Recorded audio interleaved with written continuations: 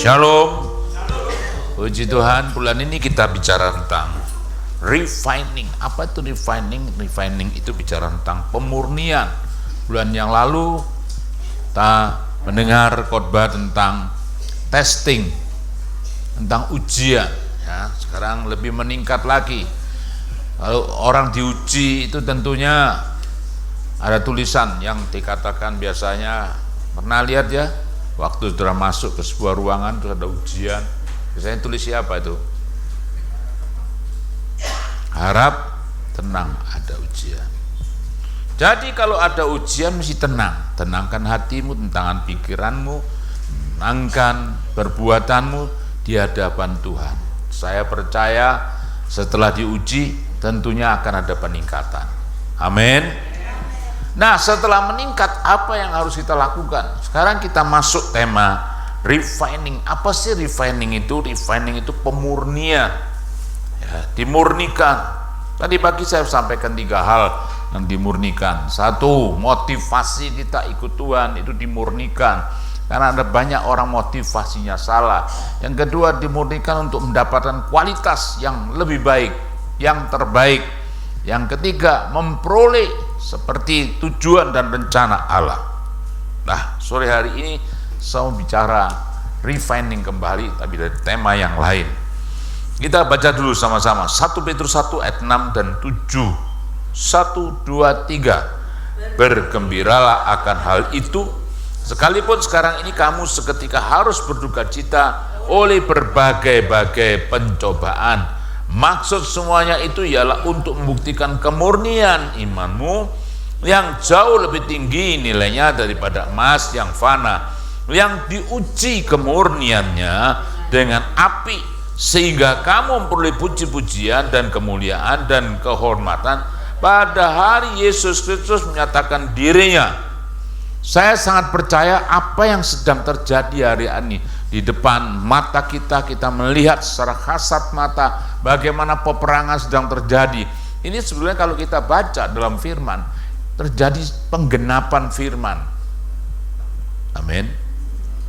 Penggenapan firman tadi baca ya, mulai Matius pasal 24 ayat 1 terus pada ayat ke-7 itu berhenti di sana, bangsa akan lawan bangsa, kerajaan lawan kerajaan.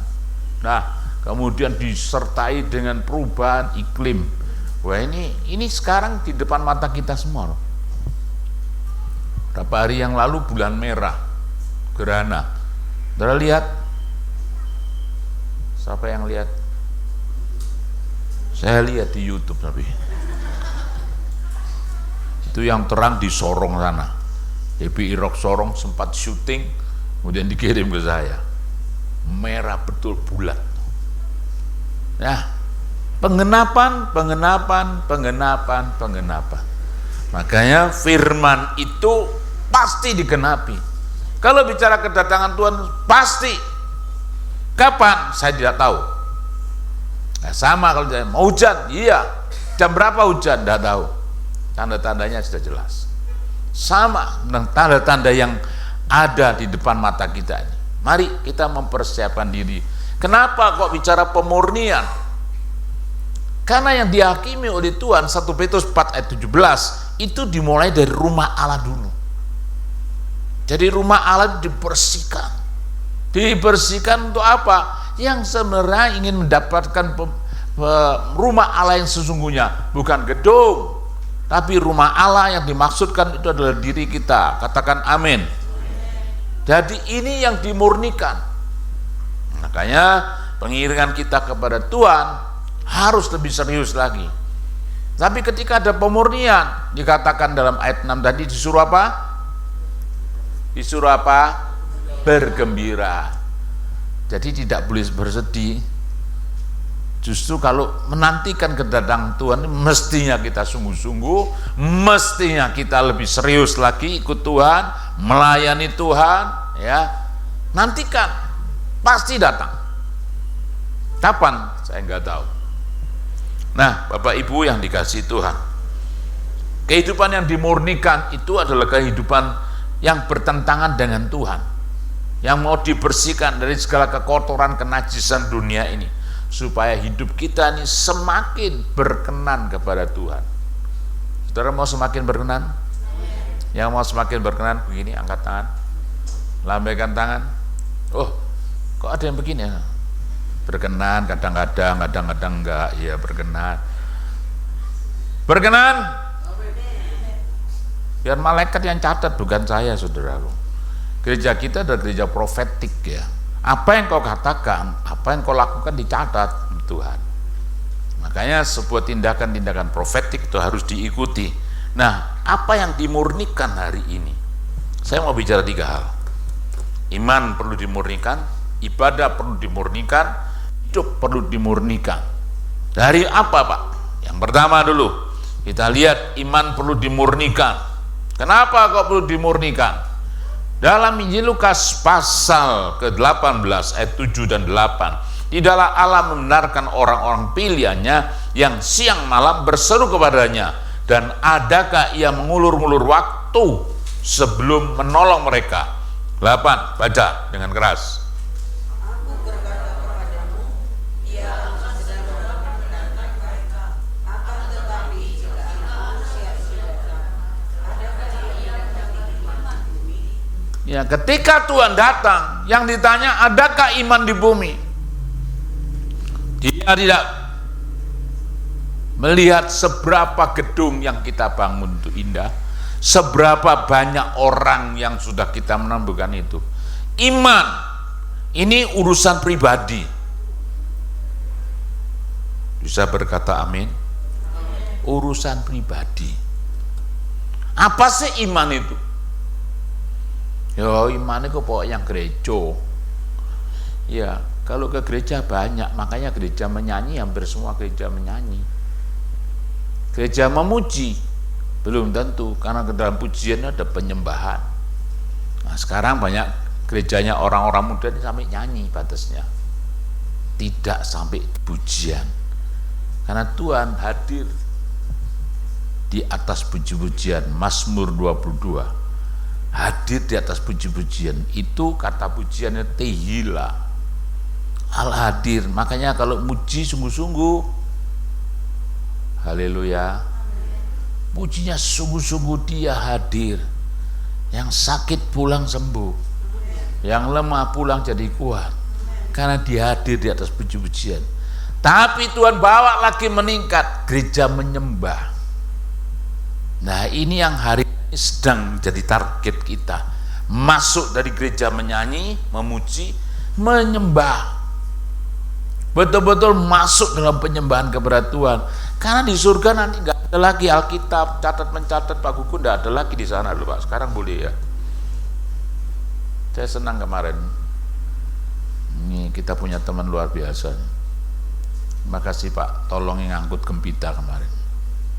Jadi besok ada pembagian paket gembita.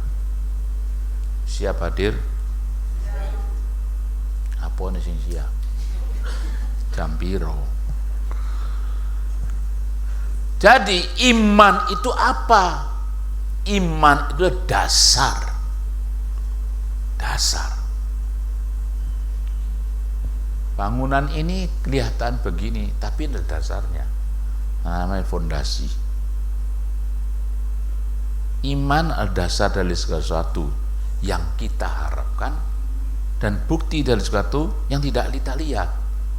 Jadi kalau saudara beli bensin, saya bayar dengan iman, ini duitmu, begitu dong ya. Nah mungkin karena dasar dari segala sesuatu itu iman. Hari ini kita percaya kalau Tuhan ada di tengah-tengah kita, itu dasarnya iman.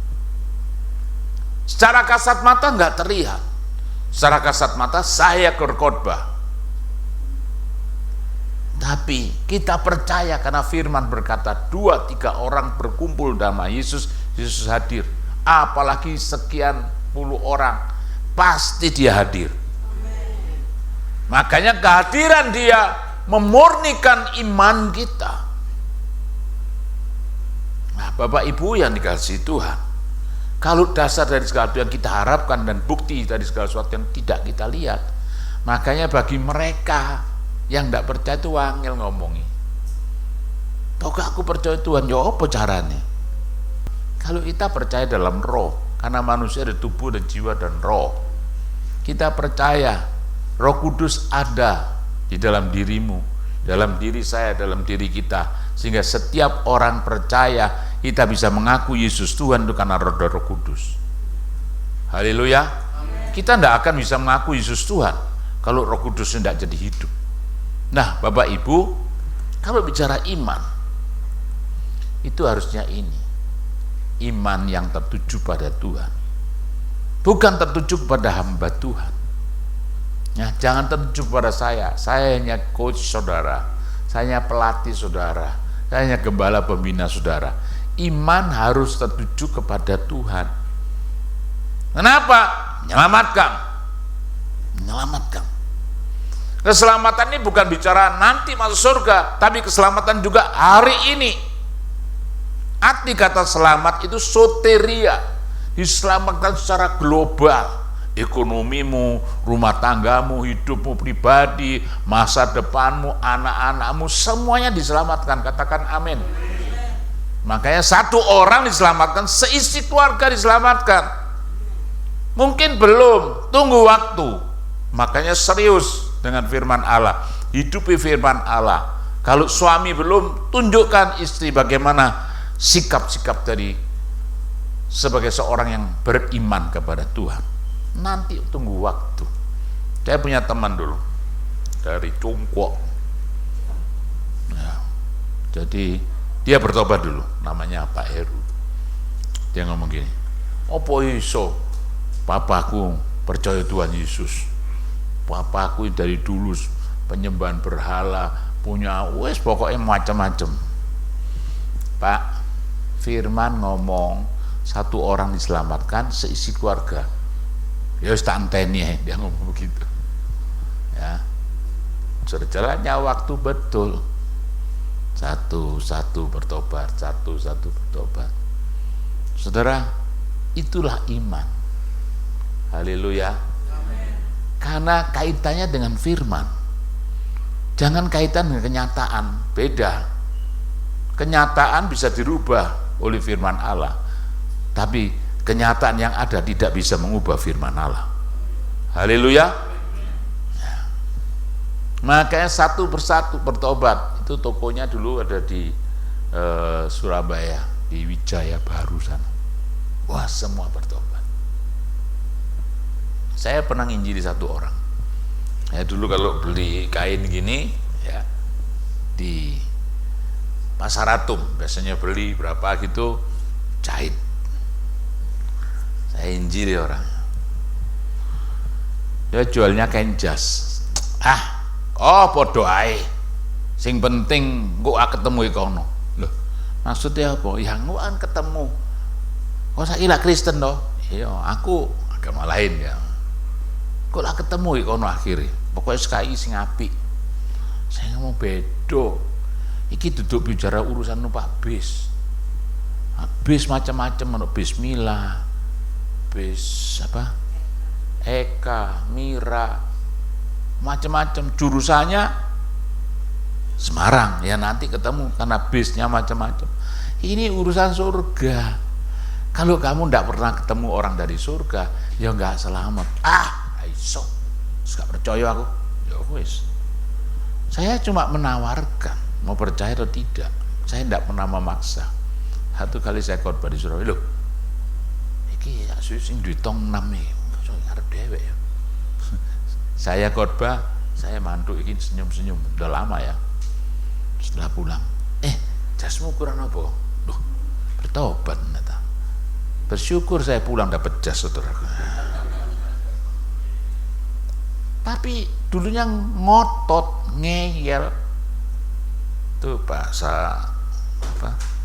Lurahnya ngeyel gitu ya. Tunggu waktu. Itulah. Makanya menyelamatkan. Setelah diselamatkan untuk apa? Menghasilkan buah roh. Jangan karunia roh dulu. Seringkali gereja Pantekosta itu lompat karunia roh, buah rohnya tidak ada. Nah, wujud dari buah roh itu apa? Kasih. Besok pagi praktek. Besok pagi itu praktek gembita. Haleluya. Praktek. Kita sudah 27 tahun praktek dan hari ini merasakan. Nanti kalau mau lebih dahsyat lagi datang ke Mojokerto tanggal 14, Tulungagung tanggal 12, 2.200, Mojokerto 5.000. Saya ditanya beberapa waktu yang lalu oleh wali kota, masih buat Pak Daniel? Masih. Zaman sulit kita buat. Ya, kalau kita bicara sulit, tidak akan pernah selesai dengan kesulitan. Dari dulu sampai hari ini pun tetap sulit. Amin. Tambah hari tambah jahat. Iya, itulah dunia. Kita bicara firman. Setelah buah roh apa? Karunia rohnya muncul. Kita bisa bernubuat, kita bisa menyembuhkan orang sakit. Ini ada urutannya. Makanya jangan lompat, diselamatkan terus keluar karunia roh, buah rohnya gak muncul sama sekali. Kalau sudah buah roh itu kasih, sukacita, damai sejahtera, kesabaran, sampai memberi. Kalau orang Kristen bicara tentang iman, kemudian sudah diselamatkan, pelit minta ampun. Oh, sekarang nggak pelit kok Pak, medit tapi ya podo ae kok. Sekarang nggak pelit, nggak medit. Apa dutrowali itu ya, istilahnya gitu ya, apa dutrowali? Betul ya? Medit, pelit, kir-kir. Iya, aku mau kir-kir karepku dhewe ta. Kir-kir. Bukan mobil. Kir-kir. Itu di dalam firman tidak masuk kerajaan Allah. Kerajaan Allah bukan nanti, hari ini. Pemerintahan Allah. Iman itu yang tertuju pada Tuhan menyelamatkan, menghasilkan buah roh, ada karunia roh. Saya dulu bertobat, saya dulu di gereja yang diam karena sekolah. Ya, sekolah kemudian kalau minggu harus ke gereja, kemudian ada bukunya, saya masih ingat ada bukunya. Kalau sudah Senin bukunya dikumpulkan di guru, karena hari Minggu itu harus ditandatangani sama pembina di gereja itu. Kumpulkan. Ya cuma datang baktian, minta tanda tangan, Senin kumpul, wes enggak, agama nilainya 5 gak munggah. Betul ya? Agama nilainya 5,5 wes gak naik wes. Ukurannya dulu agama. Nah, ngerti enggak? Ikut Tuhan, iya. Nah terus gimana? Ya pokoknya datang, store muka. Apalagi ini Pak Pin datang tak store muka aja lah, daripada ditakoni kok. Bukan di sini, maaf. Store muka, store absen. Sekarang ada face detect ya. Face detect. Lihat aja, cetik masuk sudah. Iku lek numpak kereta iya saudaraku. Iki urusan ke surga. Saya hari apa ya waktu ke Semarang itu? Face detect, isi saya bisa, saya tidak bisa dong. Waduh, akhirnya ngurus manual. Harus saya urus, karena saya tidak terdetek. Kalau urusan surga bukan urusan face detect, wajah, urusan iman. Makanya iman harus selamatkan. Buah roh muncul, karunia roh muncul. Kalau bicara iman itu tertuju pada Tuhan. Mulai dari apa? Ukurannya kecil. Karena berkata iman sebiji sawi dapat memindahkan gunung. Gunung itu bicara tentang persoalan kecil. Ya, lain kali tidak bawakan biji sesawi. Sudah tahu belum? Udah. Syukur apa? Sawi hijau apa sawi putih?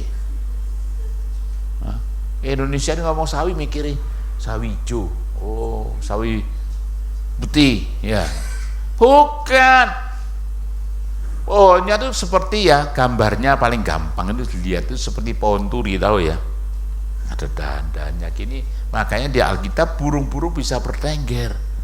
Makanya lain kali buat tur rock blora kemana? Israel. Cuma Pak Gugun yang amin, yes, wah hebat ya. Apa kisah? Bisa. Saya baru 18 kali kok. Loh, semua karena kemurahan Tuhan. Ya kalau sekarang kan perang-perang ya, nanti dulu tunggu ndak perang. Ya, Kemarin ada rombongan yang tertahan di sana. Iya, kalau gini ya jangan berangkat dulu. Karena selamanya Israel ya begitu itu. Saya takut Pak. Ya sudahlah, yang Hongkong aja lalu enak. Mau yang Semarang enak wis mulai. Ya. Ini maksud saya itu gini loh. Ayo punya iman ke sana. Saya datang pulang untuk awal-awal. Siapa yang punya iman untuk berangkat ke Israel? Satu orang katakan, namanya Pak Hadi Kusmono. Pak, urus paspor, ya, nanti ikut sama saya. Semua orang tertawa. Kapan? Udah berangkat betul. Cuma satu orang. Saya nggak mau urusin paspor. Berangkat sama saya di pinggir sana ini tempat yang sulit. Jadi sakoper di sini banyak tok. Ya ampun. Kata di sana. Jadi bawa aku botolan saat itu. Pak, lapo kono pakai banyu, pakai minum. Ya karena tidak ngerti ya. Ya, dia yang berangkat. Terus saya berangkat pulang lagi. Siapa yang punya iman? Uang ke tangan semua. Saiki bayar dhewe. Langsung gini, saudara. Salahnya, kesempatan itu memang harus diraih. Makanya kalau saya khotbah, tangkapan sungguh-sungguh. Jangan khotbah, saya khotbah saudara begini. Kayak wong bingung. Kecil, besar, mati dan bertumbuh.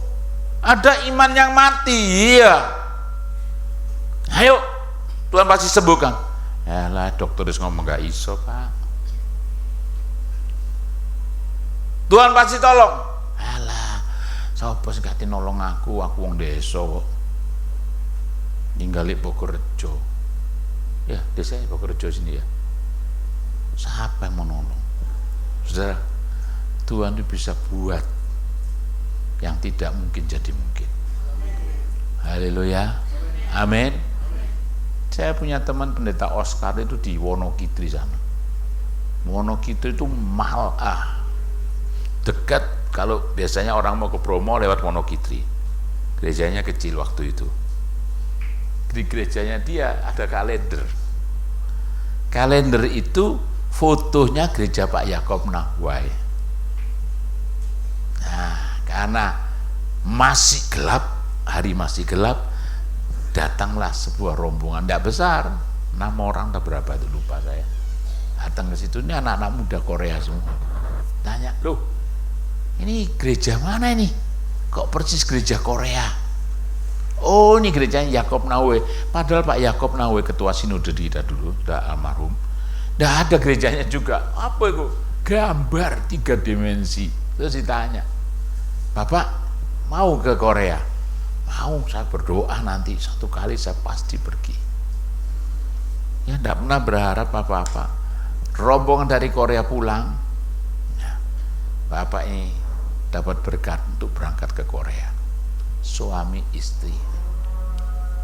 Cuma gara-gara kalender yang dipasang dari gerejanya yang hijau. Saudara, siapa yang mau tolong dia?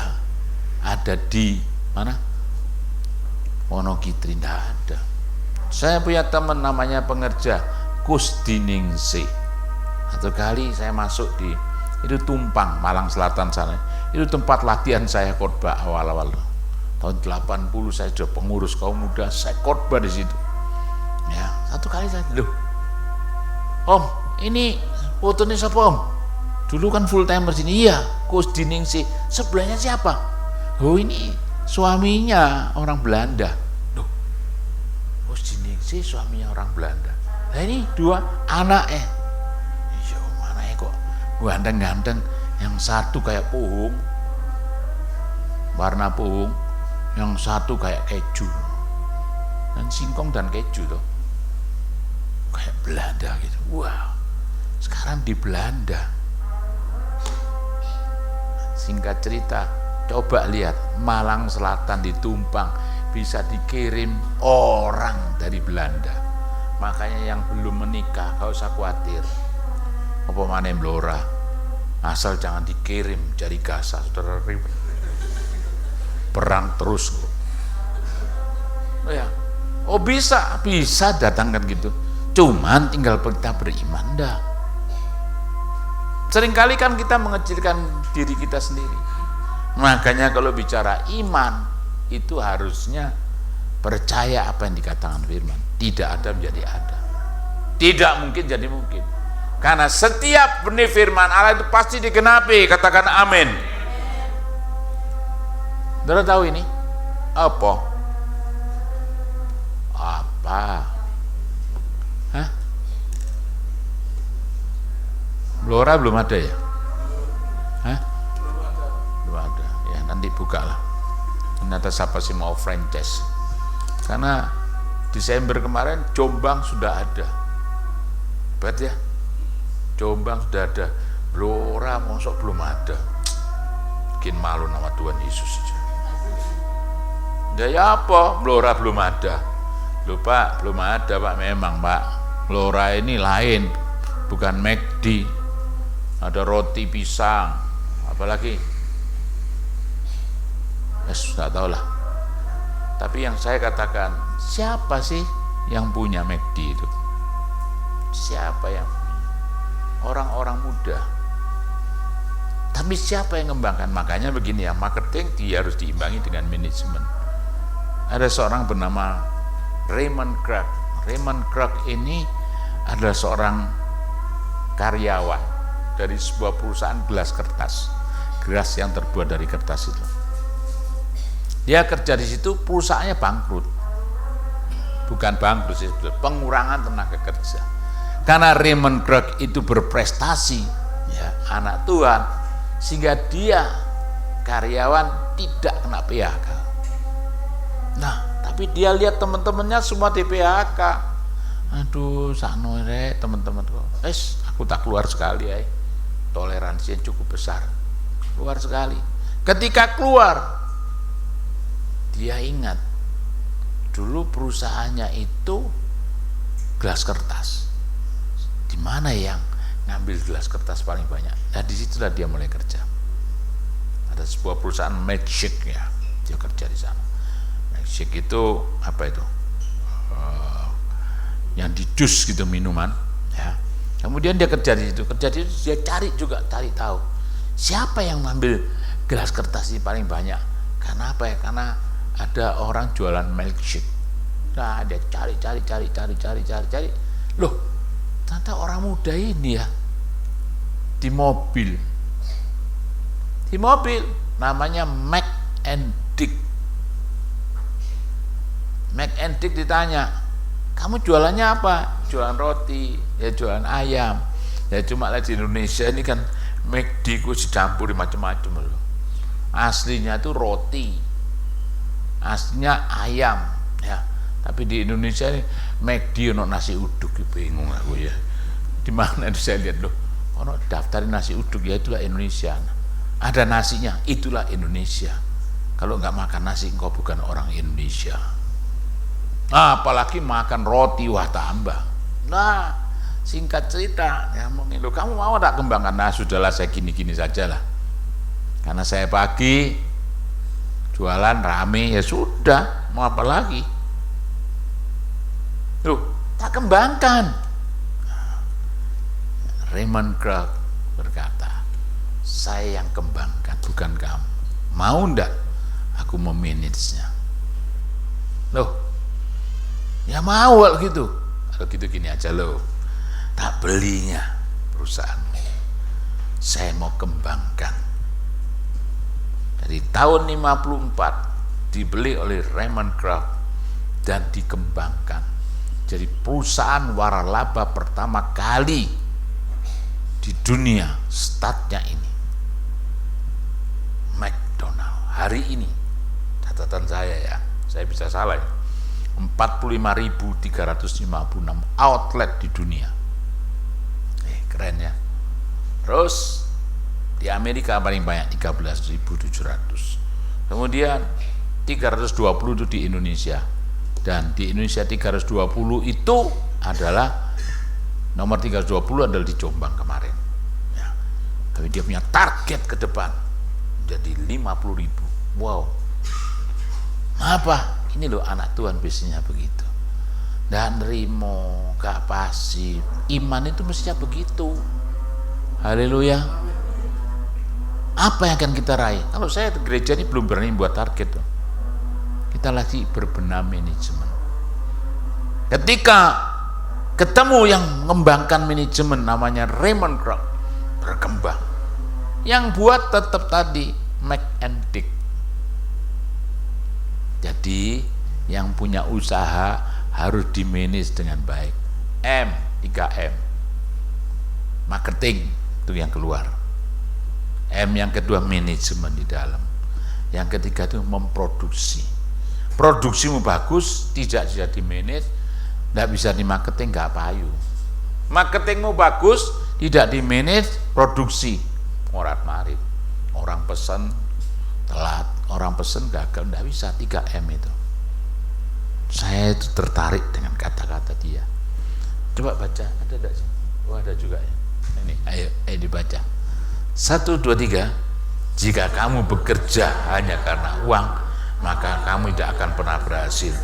Tapi jika kamu mencintai pekerjaan yang kamu kerjakan, maka keberhasilan akan menyertai kamu. Jadi cintai pekerjaan. Haleluya. Amin. Apa? Bekerja apa? Ya cintai pekerjaan. Nah, itu. Siapa?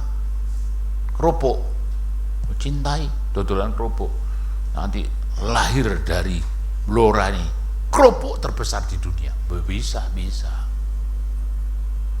Ya, saya kemarin dikasih orang kerupuk, tapi masuk paket 5.000. Pak, tak cobai kerupuknya 5.000.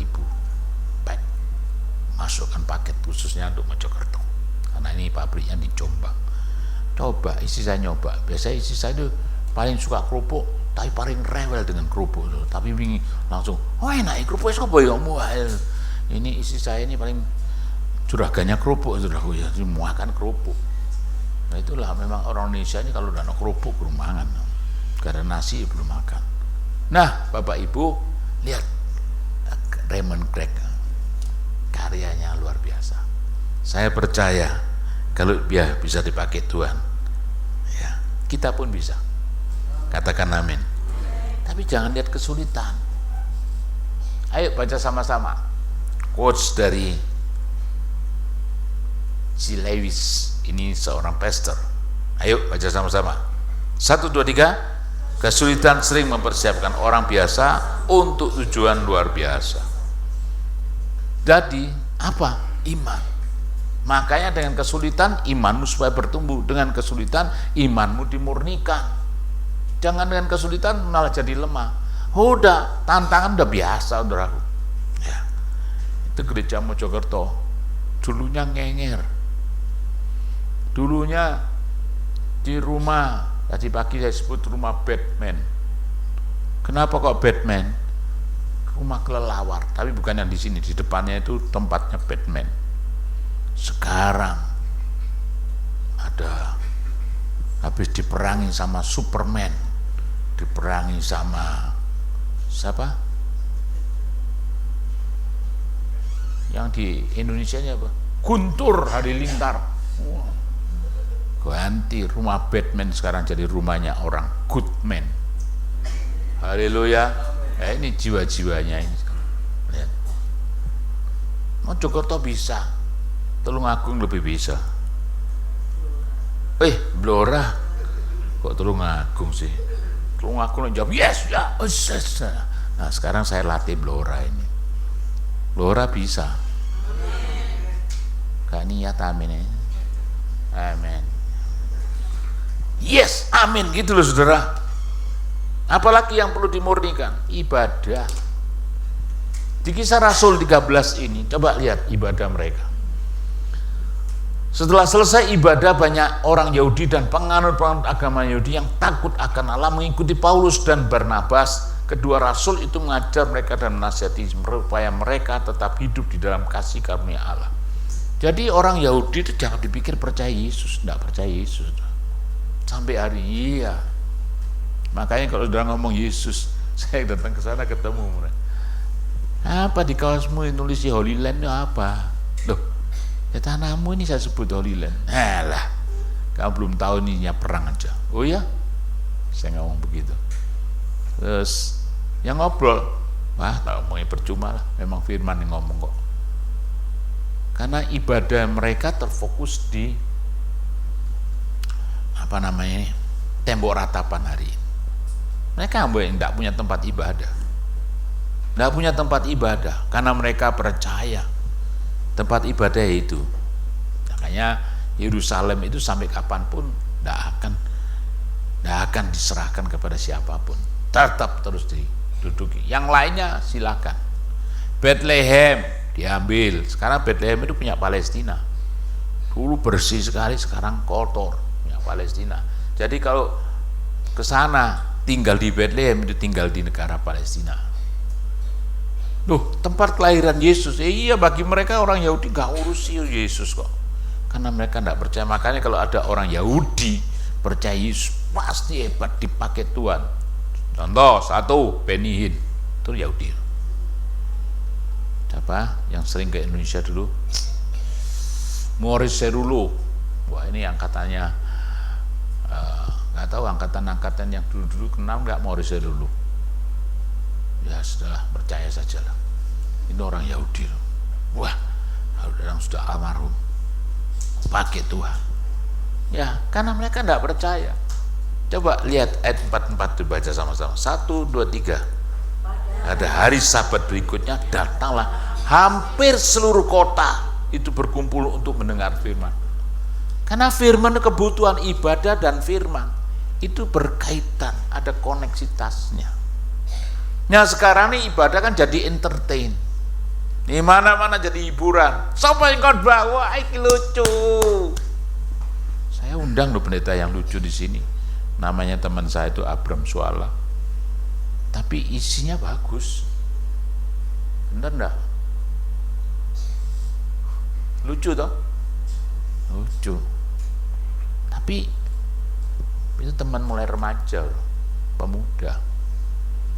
Sampai hari ini. Sekarang dia lagi di Jogja, dapat salam ini. Itu temannya Pak Freddy main badminton dulu. Dapat salam. Saya di Jogja, Pak. Oh iya, salam untuk mereka. Nah, Bapak Ibu, ibadah itu harus dikerjakan dengan sungguh. Ibadah bukan entertain. Gereja sekarang ada gereja performance yang ada. Nampak gereja, tapi dalamnya bukan. Karena macam-macam memang. Nah, makanya sudah harus tertanam di sebuah gereja, bertumbuh di sana, layani Tuhan dengan sungguh-sungguh. Nanti kita akan temukan berkat Tuhan. Percayalah. Saya dulu ya, saya punya prinsip begini. Saya pikirkan rumah Tuhan, Tuhan pasti pikirkan rumah saya. Saya pikirkan pekerjaan Tuhan, Tuhan mesti pikirkan pekerjaan saya. Jadi saya sungguh-sungguh. Saya diserai hamba Tuhan, saya akan layani hamba Tuhan itu. Karena ketika saya melayani hamba Tuhan, pasti berkat Tuhan turun atas saya. Dan memang benar. Dan itu saya alami. Makanya kalau urusan rumah Tuhan, maaf ya, bukan sombong. Saya masih pemuda aja. Itu loh, gereja di Manyar sana bangun. Siapa yang mau sumbang? Wah, kenabur. Kita akan pasang ini. Saya datang. Masih kau muda. Datang. Pak Hasan, formulirnya mana? Itu di sini mau ambil. Pak Hasan itu bagian administrasi. Tak isi, Pak. Saya mau nyumbang semen 100 sak. Ketua panitia namanya Pak Buyung Iskandar. Bing, serius lagi 1 sih. Serius Om. Tapi tidak seketika loh Om, tak cicil ya. Oh enggak apa-apa, pokoknya 100 tenan. Cicil 5, 10, 5. Itu masih bujang loh. Makanya kalau rumah Tuhan bagi saya pikirkan beri yang terbaik. Tuhan kasih saya rumah. Mau beli gereja, rumah didol. Tapi hari digantikan oleh Tuhan. Tuhan tidak pernah lalai dengan janji. Amin. Rumah Tuhan. Pekerjaan Tuhan. Wah, saya ini guru sekolah minggu. Saya modalin sendiri loh. guru sekolah minggu itu mesti modali dewe. Saya buat panggung boneka tiap minggu tuh hampir keliling, karena di Betani sana kan dulu orang kan nih haus hiburan. Panggung boneka saya setiap minggu pindah-pindah, bahkan hampir setiap hari main panggung boneka tuh. Kenapa diundang sana ulang tahun, harus keliling. Itu modali sendiri, diberkati, masukkan ke sekolah minggu. Wow, ke sekolah minggu yang jadi dapat banyak pekerjaan Tuhan. Makanya kalau udah Sabtu dan Minggu saya sudah tidak pernah pulang rumah, baru Minggu malam, karena Senin kerja. Kenapa? Kecintaan saya kepada rumah Tuhan. Sama seperti dalam satu Tawarik, karena kecintaannya kepada rumah Tuhan. Ketika hamba Tuhan, kalau saya diserai hamba Tuhan, ya zaman dulu kan bukan zaman sekarang. Dulu itu jemputan si A, oh tahu kalau pemerintah ini jemputan, ini orang bule. Siapa nih om? Pokoknya orang bule lah. Loh, om namanya siapa? Gabriel Hokan, dari mana Swedia? Caranya gimana om? Dimasukkan, jangan, berdoa, pasti Tuhan kasih tunjuk kamu. Iya tahu. Oh iya serius. Orang bule, pendeta mesti rapi. Nah pak, sekarang biasanya pakai jas, sepatuan, bawa tas. Tapi deh tulis kaosan, ronde. Makanya gampang beda no pendeta itu. Pendeta bule itu paling gampang. Iki tenan bule, turis apa bule pendeta. Itu kerjaan saya jemput cuma jemput. Makanya kalau ada kerjaan yang jemput pendeta, bersyukurlah. Kawan ini ngomong amin ya. Saya nganter pak jam 4:30, ya sudah, mau kecipratan jadi pendeta. Haleluya. Saya nganter pendeta jadi pendeta. Nah, memang pendeta macam-macam. Kalau yang domestik makannya cari rawon, cari pecel gitu ya. Tapi kalau luar negeri loh, stick, wah, kecipratan sticknya, bukan stick drumstick tenan saudaraku. Ya, Pak Gembala sudah tidak mau tahu urusan itu, karena urusannya pokoknya tahu di ibadah, saya yang atur. Ini jemputan ya, taruh di hotel nanti tungguin, jadi kayak sopir gitu loh. Tapi bagi saya senang sekali itu, saya nikmati itu. Ambillah uangnya om di dompet. Ambil berapa om? Ya sakarepmu wis. Jane biyen cukup sing akeh mesti dia. Cuma gak berani saudara. Terus sampai saya diberkati Tuhan. Saya selalu berpikir, saya pikirkan hamba Tuhan, Tuhan pikirkan saya gitu loh. Haleluya. Makanya dengan hamba Tuhan, ayo sing serius dengan sungguh-sungguh gitu loh.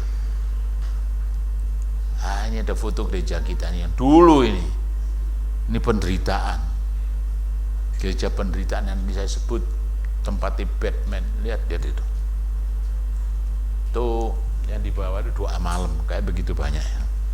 Yang di sebelah kanan tuh itu sudah tidak muat ya, di dalam tidak muat, kebaktiannya di luar. Lihat televisi kalau tidak salah waktu itu. Nah sekarang sudah seperti tadi itu. Sekarang ini sekarang, ini sekarang bagus ya, tempat ibadah ya. Ya kalau Mojokerto bisa, Blora mesti lebih bisa. Already amin, already terpukau dengan khotbah saya. Serius sudah, jadi diseriusi sama dia. Yes, amin. Ini gedung karena anugerah Tuhan, saudara. Semua anugerah Tuhan. Khususnya gedung yang saudara lihat itu sebelah kiri atas. Itu anugerah, itu bangun zaman COVID. Pak Arifin yang resmikan. Kok iso kamu bangun COVID? Ya disuruh Tuhan ya bangun. Saudara tahu dari awal tiang pancang sampai besi itu semua kami diberkati Tuhan. Satu kali kami mau pasang AC. Terus Anak rohani saya tanya gini, Om, aslinya butuh berapa? Ini loh, 5 PK butuh sekian, yang 2 PK 1 PK. Apa yang dia katakan? Saya berpikir wong arek muda, ya 2 PK saja, saya pikir begitu. Semua saya yang bayar, Om. Loh, serius kamu? Iya. Saya ini Om dulu, ya, kalau siang itu seringkali ke gereja. Tante itu ngasih makan saya, kemudian kembali ke sekolah, ada remedi di sekolah. Itu dulu waktu saya melarat, Om. Sekarang saya diberkati. Hanya enggak ya? Tuhan bisa atur. Makanya perbuatan baik saudara dicatat Tuhan. Ya, perbuatan baik saudara dicatat Tuhan. Tapi perbuatan pelit saudara juga diperhitungkan Tuhan. Dulu istri saya ini masak, kalau siang itu masak.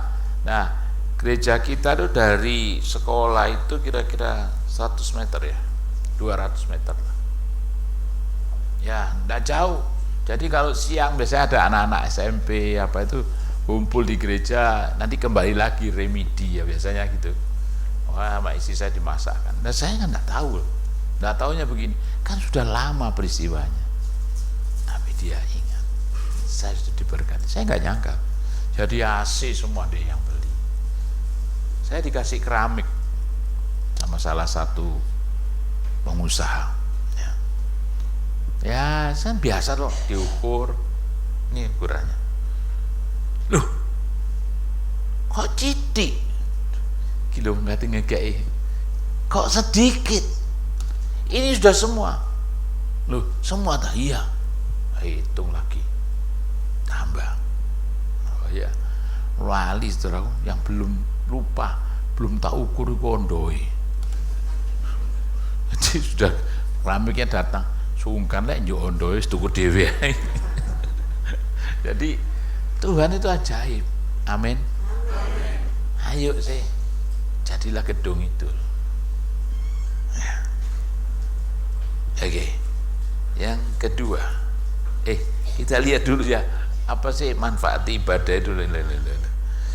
Maka Daniel itu melebihi para pejabat tinggi dan para wakil raja. Ini kelebihan dari ibadah. Karena yang mempunyai roh yang luar biasa, dan raja bermaksud untuk menempatkannya atas seluruh kerajaannya. Kemudian para pejabat tinggi dan wakil raja itu mencari alasan. Ya memang kalau Tuhan angkat kita diberkati dari orang iri itu sudah biasa. Zaman Daniel itu, Daniel ini hidupnya di Iran. Sekarang ini Iran dulu. Makanya makamnya Daniel itu ada di Iran. Iran itu dulu negara Babilonia, memang sampai hari ini pun begitu. Tapi tokoh-tokoh besar di sana, Esther di sana, Daniel di sana. Lihat ini ya, ayat 6 saya baca, ayat 5 saya baca dulu. Kemudian para pejabat tinggi dan wakil raja mencari alasan dakwaan terhadap Daniel dalam hal pemerintahan, dan mereka tidak mendapat alasan apapun atau suatu kesalahan, sebab ia setia dan tidak ada dapati suatu kelalaian atau suatu kesalahan padanya. Sebetulnya ada terjemahan yang enggak disebutkan di sini. Jujur. Daniel itu jujur. Makanya jadi anak Tuhan sing jujur. Kok ngomong amin, enggak setuju rupane. Jujur. Orang jujur mujur. Ada istilah dunia kan ini, ojo jujur-jujur, kowe jujur-jujur ajur, itu terserah. Saya enggak mau ikut yang itu. Jujur. Ini Daniel. Lihat ayat 6-nya. Ayo baca sama-sama 6. Maka berkatalah orang-orang itu, kita tidak akan dapati suatu alasan dakwaan terhadap Daniel ini kecuali apa? Ibadahnya kepada Allahnya. Coba lihat. Cari-cari nggak ketemu, ternyata ya cuma ibadahnya. Berarti ibadah itu mengandung janji waktu hari ini, sekarang dan akan datang. Haleluya. Makanya jangan pernah lalaikan ibadah. Terbukti dari Daniel. Ketika ditaruh di gua singa, nggak apa-apa itu. Singanya semua melempem kabeh. Ya, singa biasanya masukkan apa saja langsung caplok kira-kira begitu ya. Apalagi singa sudah berapa hari sudah dipersiapkan. Tapi beda. Nah, itulah gambaran hidup orang percaya yang beriman dan beribadah dan sungguh-sungguh. Makanya dikatakan dalam 1 Timotius ini berkata latihan jasmani sedikit saja gunanya, tetapi latihan rohani berguna dalam segala hal, sebab mengandung janji untuk hidup masa kini dan masa akan datang. Jadi ibadah kalau serius dilakukan dan sungguh-sungguh berguna waktu sekarang dan akan datang. Makanya banyak orang ibadah nggak serius, nggak sungguh-sungguh, carinya bukan cari Tuhan, cari hamba Tuhan. Sopo sing khotbah, lucu nggak? Ada yang khotbah, saya dikasih catatannya, Pak pendeta itu kalau khotbah ya itu 472. Lalu apa kon khotbah nyateti, kamu pendengar nyateti ya itunya 472. Gila legawi, yaitu 1, yaitu 2, yaitu 3. Iki wasit. Tapi memang ada loh jemaat yang begitu, bukan di sini. Amin. Itu jemaat di jalur Gaza sana. Ya apa? Wong kebaktian kok dihitung 1, 2, 3. Ya macam-macam lah. Saya itu kadang-kadang ya mereka membuat parodi ya oke lah. Tapi kadang-kadang ini sing jolek ya. Itu Pak Kris itu kalau khotbah seperti rambutnya ngurwel. Ada Pak Kris itu dokter dah. Itu dokter filsafat. Itu ngajar, itu gurunya. Apa? Gurunya ini mahasiswa ini loh. Guru filsafat itu. Makanya kalau ngurwel gak usah heran, itu Pak Kris itu memang filsafat. Dari rambutnya ngurwel, khotbahnya ngurwel gitu. Coba lihat. Ini terjemahan firman Allah yang hidup. Baca ya. 1, 2, 3. Latihan jasmani itu baik, tetapi latihan rohani jauh lebih penting dan merupakan daya pendorong dalam segala kau lakukan. Jadi latihlah diri secara rohani dan jadilah orang Kristen lebih baik, karena hal itu tidak saja bermanfaat dalam hidupmu sekarang ini, tetapi juga dalam hidupmu yang akan datang. Harus dilatih. Tadi kita agak terlambat. Ternyata di situ tuh banyak orang jualan takjil. Ada dawet, ada es durian, macam-macam. Saya mau turun takut telat, langsung aja. Wah, esnya menarik semua. Penjual takjil jalan apa sih itu? Waduh, macet di alon-alon ini. Ya sudah, tapi saya senang sekali ya lihat orang jualan itu. Yang saya katakan sini, ayo sih serius dengan sungguh-sungguh kalau kita mau diberkati Tuhan. Haleluya. Jadi kalau orang mengutamakan latihan jasmani tidak salah. Mana kau tidak datang? Apa biasanya? Fitness. Oh, tidak apa-apa fitness. Tapi doa telat terus repot. Fitness tidak mau telat. Sampai di rumahnya pasang lagu rohani. Fitness datang ke hadirat Tuhan. Aduh. Ada loh jemaat begitu. Tidak kotak ya. Oh, lagu rohani kok digawe fitness. Ada yang begitu di sini ya. Amin. Saya lihat yang begitu kok iso ngarang. Padahal pendetanya tidak pernah ngajar yang begitu. Ya Pak, ini ya 1 sehat tubuhnya, sehat.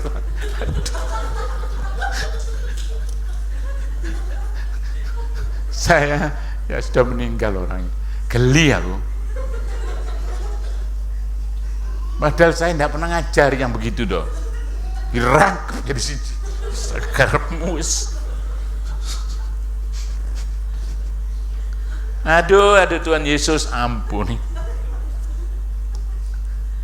Oke, hidup perlu dimurnikan. Daniel pasal 12 ayat 10 berkata, banyak orang akan diujikan dan dimurnikan dan diuji, tetapi orang-orang fasik akan berlaku fasik. Tidak seorang pun dari orang fasik itu akan memahaminya, tetapi orang-orang bijaksana akan memahaminya. Yesus Kristus menyatakan dirinya. Jadi lihat saja dunia hari ini, yang jahat tambah jahat.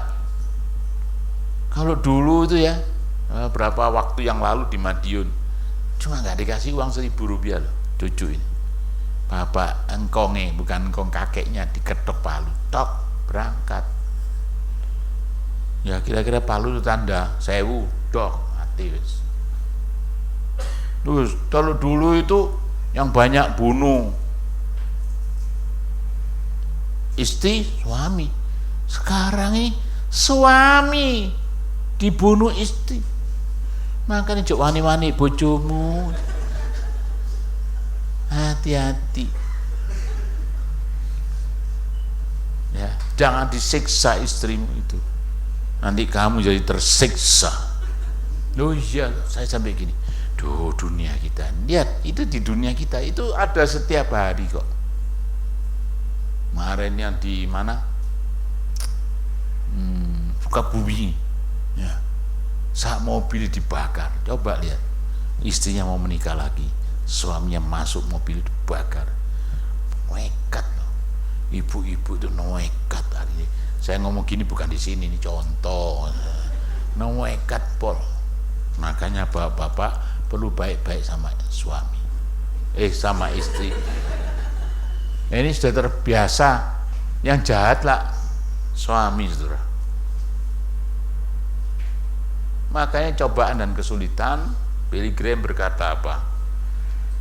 Cobaan dan kesulitan mungkin menghantam kehidupan seseorang yang beriman, tapi dia juga memiliki kemampuan untuk membentuk karakter dan menyingkirkan dari hidupnya hal-hal yang tidak murni yang dapat menghambat pertumbuhan dan pelayanan. Jadi kadang dihadapkan kesulitan supaya cari Tuhan, dihadapkan cobaan supaya sungguh-sungguh. Katakan amin. Jangan pernah menyerah. Justru lewat cobaan, lewat kesulitan kita dimurnikan iman kita. Oh iya, Bapak Ibu, kadang-kala ya dimurnikan macam-macam. Saya ini kalau pelayanan dulu itu doa itu yang jam 1 Pak, ya jam 12 ke atas sampai jam 4, jam 5 selesai. Itu saya sama anaknya Pak Alek main musik. Sudah itu selesai, tapi sudah sedikit sekali. Ya biasanya sandal saya itu saya taruh di pojok. Banyak orang nggak tahu, tapi ternyata ada yang tahu. Buktinya sandalku ya api, kok jadi sandal jepit kubil kabeh. Oh. Ya kadang-kadang selesai pulang ya rodok ngomel, ki piye sih ki, oh brek, kayak tuku sandal tak tukokno lho brek. Daripada sandalku. Jadi sandal saya beli baru bagus, kulit, ganti ini sandal jepit itu welek cuil kabeh saudaraku. Ya itu memang saya hadapi, bukan tidak, tapi maksudnya apa sih? Supaya muncul karakter. Ngamuk gak? Ya tak guyuh-guyuh Tuhan, tapi sandal gini ini sulit dicari Pak, yang cuil-cuil sulit. Kalau seperti saya tadi banyak di toko Pak, tapi yang cuil saya Pak Gembala saya itu tertawa, wah ya memang yang cuil-cuil yang angel. Jadi kamu dicukari yang angel itu, batinku kurang ajar tenan wong iki. Ya, salah satu tujuan ujian sejati dari karakter orang percaya dapat ditemukan dalam kehidupan yang kita jalan sehari-hari.